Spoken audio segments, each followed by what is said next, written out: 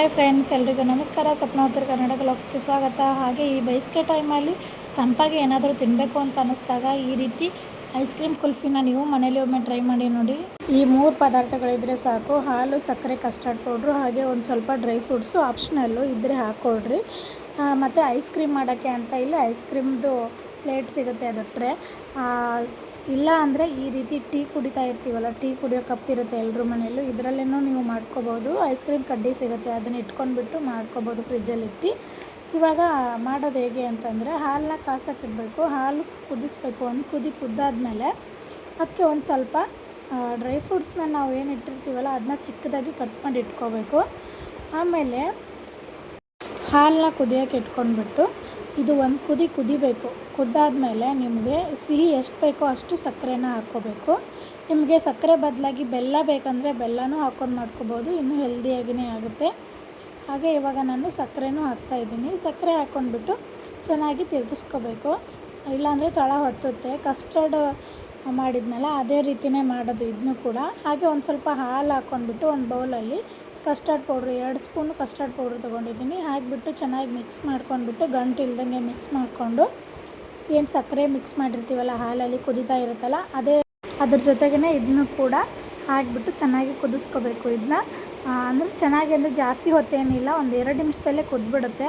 ಹಾಗೆ ಇವಾಗ ನಾನು ಅದನ್ನ ಮಿಕ್ಸ್ ಮಾಡಿದ್ನಲ್ಲ ಕಸ್ಟರ್ಡ್ ಪೌಡ್ರನ್ನ, ಅದನ್ನ ಹಾಕಿಬಿಟ್ಟು ಕುದಿಸ್ಕೊತಾ ಇದ್ದೀನಿ. ಹಾಗೆ ಇದರಲ್ಲಿ ಒಂದು ಸ್ವಲ್ಪ ಗಟ್ಟಿ ಆಗುತ್ತೆ. ಇದು ಕುದೀತಾ ಒಂದು ಸ್ವಲ್ಪ ಗಟ್ಟಿ ಆಗುತ್ತೆ, ಗೊತ್ತಾಗುತ್ತೆ ತಿರುಗಿಸ್ಬೇಕಾದ್ರೆ. ಇಷ್ಟೊತ್ತು ತೆಳ್ಳಗಿತ್ತು, ಇದು ಕುದೀತಾ ಬಂದಂಗೆಲ್ಲ ಗಟ್ಟಿ ಆಗ್ತಾ ಇದೆ. ಈ ರೀತಿ ಮನೆಯಲ್ಲೇ ಐಸ್ ಕ್ರೀಮ್ ಮಾಡೋದ್ರಿಂದ ಮಕ್ಕಳಿಗೂ ಕೂಡ ಹೆಲ್ದಿಯಾಗಿ ಐಸ್ ಕ್ರೀಮು ಮಾಡಿಕೊಟ್ಟಂಗಾಗುತ್ತೆ. ಹಾಗೆ ನಮಗೂ ಕೂಡ ಯಾವಾಗ ಬೇಕು ಅವಾಗ ಈ ರೀತಿ ನಾವು ಮಾಡ್ಕೋಬೋದು. ಕಸ್ಟರ್ಡ್ ಪೌಡ್ರು ಒಂದು ತಂದು ಇಟ್ಕೊಂಡ್ಬಿಟ್ರೆ ನೀವು ಮಾಡ್ಕೋಬೋದು. ಇವಾಗ ನೋಡಿ ಈ ರೀತಿ ಗಟ್ಟಿಯಾಗಿದೆ. ಇವಾಗ ಫ್ಲೇಮ್ನ ಆಫ್ ಮಾಡ್ಕೊಂಡ್ಬಿಟ್ಟು ಕೆಳಗಡೆ ಇಳಿಸ್ಕೊತಾ ಇದ್ದೀನಿ. ಕೆಳಗಡೆ ಇಟ್ಕೋಬೇಕು. ಇವಾಗ ಕೆಳಗಡೆ ಇಟ್ಕೊಂಡ್ಬಿಟ್ಟು ಇದನ್ನ ಒಂದು ಅರ್ಧ ಗಂಟೆ ಆರಾಗಿ ಬಿಡಬೇಕು. ಫುಲ್ ತಣ್ಣಗಾಗಬೇಕು ಇದು. ಇದಕ್ಕೆ ನೀವು ಒಂದು ಸ್ವಲ್ಪ ಗಟ್ಟಿಯಾಗಿದೆ ನೋಡಿ ಇವಾಗ ಹೇಗಾಗಿದೆ. ಇದಕ್ಕೆ ಇವಾಗ ಡ್ರೈ ಫ್ರೂಟ್ಸ್ ಏನು ಹೆಚ್ಚಿಟ್ಟಿರ್ತೀರಲ್ಲ ಅದನ್ನ ಹಾಕಿಬಿಟ್ಟು ಇನ್ನೂ ಸಣ್ಣ ಬೇಕಾದರೆ ಸಣ್ಣನೂ ಮಾಡ್ಕೋಬೋದು ನೀವು. ನಾನಿಲ್ಲಿ ಪೂರ್ತಿ ಸಣ್ಣ ಮಾಡಿಲ್ಲ, ಒಂದು ಸ್ವಲ್ಪ ಔಡಾಗಿ ಕುಟ್ಟಿ ಇಟ್ಕೊಂಡಿದ್ದೀನಿ. ಹಾಗೆ ಇವಾಗ ಅದರಲ್ಲಿ ಹಾಕಿಬಿಟ್ಟು ಮಿಕ್ಸ್ ಮಾಡ್ಕೊಂಡಿದ್ದೀನಿ. ಮಿಕ್ಸ್ ಮಾಡಿ ಇವಾಗ ಅರ್ಧ ಗಂಟೆ ಆಯಿತು, ತಣ್ಣಗಾಗಿದೆ. ಈಗ ಏನು ಐಸ್ ಕ್ರೀಮ್ ಮಾಡೋಕ್ಕೆ ತೊಗೊಂಡಿದ್ನಲ್ಲ ಆ ಟ್ರೇದಲ್ಲಿ ಇದನ್ನ ಹಾಕ್ತಾಯಿದ್ದೀನಿ.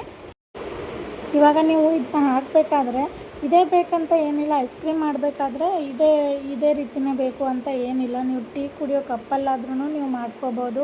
ಸ್ಪೂನ್ ಇಟ್ಕೊಂಡ್ಬಿಟ್ಟು ಸ್ಪೂನಲ್ಲಿನೂ ಕೊಡ್ಬೋದು ನೀವು. ಅದೇ ಟೀ ಕುಡಿಯೋ ಕಪ್ಪಲ್ಲಿ ಇದನ್ನ ಹಾಕಿಬಿಟ್ಟು ಸ್ಪೂನ್ ಇಟ್ಟು ಕೂಡ ಅದು ಫ್ರಿಜ್ಜಲ್ಲಿ ಇಡಬೇಕು. ಒಂದು 2 ಗಂಟೆ ಫ್ರಿಜ್ಜಲ್ಲಿ ಇಟ್ಟರೆ ಚೆನ್ನಾಗಿ ಕೋಲ್ಡ್ ಆಗುತ್ತಲ್ಲ, ಆವಾಗ ಅದು ಐಸ್ ಕ್ರೀಮ್ ರೆಡಿ ಆಗೋದು. ಹಾಗೆ ಅದನ್ನ ಟೀ ಕಪ್ಪಲ್ಲಿ ಒಂದು ಸ್ಪೂನ್ ಇಟ್ಕೊಂಡ್ಬಿಟ್ಟು ಕೊಟ್ಟರೆ ಚೆನ್ನಾಗಿರುತ್ತೆ. ಇಲ್ಲಾಂದರೆ ಸಿಲ್ವರ್ ಪೇಪರ್ ಸಿಗುತ್ತೆ ಹೊರಗಡೆ, ಅದನ್ನ ತೊಗೊಂಡು ಬಂದುಬಿಟ್ಟು ನೀವು ಆ ಕಪ್ ಮೇಲೆ ಹಾಕಿ ಒಂದು ಸ್ವಲ್ಪ ಚಾಕೂದಲಿ ಹರಿದ್ಬಿಟ್ಟು ಐಸ್ ಕ್ರೀಮ್ ಕಡ್ಡಿ ಇಟ್ಕೊಂಡ್ಬಿಟ್ಟು ಫ್ರಿಜ್ಜಲ್ಲಿ ಇಟ್ಟು 2 ಅವರ್ ಆದಮೇಲೆ ಹೊರಗಡೆ ತೆಗೆದ್ರೆ ಚೆನ್ನಾಗಾಗುತ್ತೆ. ಇವಾಗ ನೋಡಿ ನಾನು ಎಲ್ಲ ಫಿಲ್ ಮಾಡ್ಕೊಂಡಿದ್ದೀನಿ. ಇದನ್ನ ಈ ಕ್ಯಾಪ್ನ ಹಾಕ್ತಾಯಿದ್ದೀನಿ. ಏನೂ ಮೇಲೆ ಕವರ್ ಏನೂ ಹಾಕ್ತಾಯಿಲ್ಲ, ಕ್ಯಾಪ್ನ ಹಾಕ್ತಾಯಿದ್ದೀನಿ. ಹಾಕಿಬಿಟ್ಟು ಇವಾಗ ನಾನು ಒಂದು 2 ಅವರು ಫ್ರಿಜ್ಜಲ್ಲಿ ಇಡ್ತಾಯಿದ್ದೀನಿ. ಈಗ ಎಲ್ಲದಕ್ಕೂ ಹಾಕಿದ್ದೀನಿ. ಫ್ರಿಜ್ಜಲ್ಲಿ ಇಟ್ಕೊಂಡ್ಬಿಟ್ರೆ ನನಗೆ ಒಂದು 2 ಅವರ್ ಅಥವಾ 3 ಅವರ್ ಇಡಿ. ಐಸ್ ಆಗಲ್ಲ ಅಂತಿರ್ತೀರಲ್ಲ, ಆ ಫ್ರಿಜ್ಜಲ್ಲಿ ನೀವು ಒಂದು 8 ಅವರ್ ಆದರೂ ಇಡಬೇಕಾಗುತ್ತೆ. ಇಲ್ಲಿ ನಾನು 2 ಅವರ್ ಇಟ್ಟಿದ್ದೀನಿ. 2 ಅವರ್ ಇಟ್ಟಾದಮೇಲೆ ನನಗೆ ಇವಾಗ ನೋಡಿ ಐಸ್ ಕ್ರೀಮ್ ಕೂಡ ರೆಡಿ ಆಯಿತು.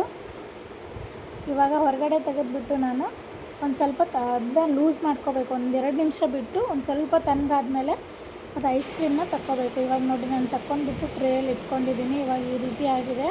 ನನಗೆ ಹೊಸ ಥರದ್ದು ಏನಾದರೂ ರೆಸಿಪಿ ಮಾಡಬೇಕು ಅಂತ ಅನ್ನಿಸ್ತಾ ಇರುತ್ತೆ. ಅವಾಗವಾಗ ಈ ರೀತಿ ರೆಸಿಪಿನ ಮಾಡ್ತಾಯಿರ್ತೀನಿ. ಹಾಗೆ ಇವಾಗ ಬೇಸಿಗೆ ಟೈಮಲ್ಲಿ ಈ ರೀತಿ ಐಸ್ ಕ್ರೀಮ್ನ ಮಾಡ್ಕೊಂಡು ತಿಂದರೆ ತಂಪಾಗಿ ಚೆನ್ನಾಗಿರುತ್ತೆ, ದೇಹಕ್ಕೂ ತಂಪು, ಹಾಗೆ ಬಾಯಿಗೆ ರುಚಿಯಾಗಿದೆ. ಹಾಗೆ ನೀವು ಮನೇಲಿ ಒಮ್ಮೆ ಟ್ರೈ ಮಾಡಿ ನೋಡಿ. Thank you for watching.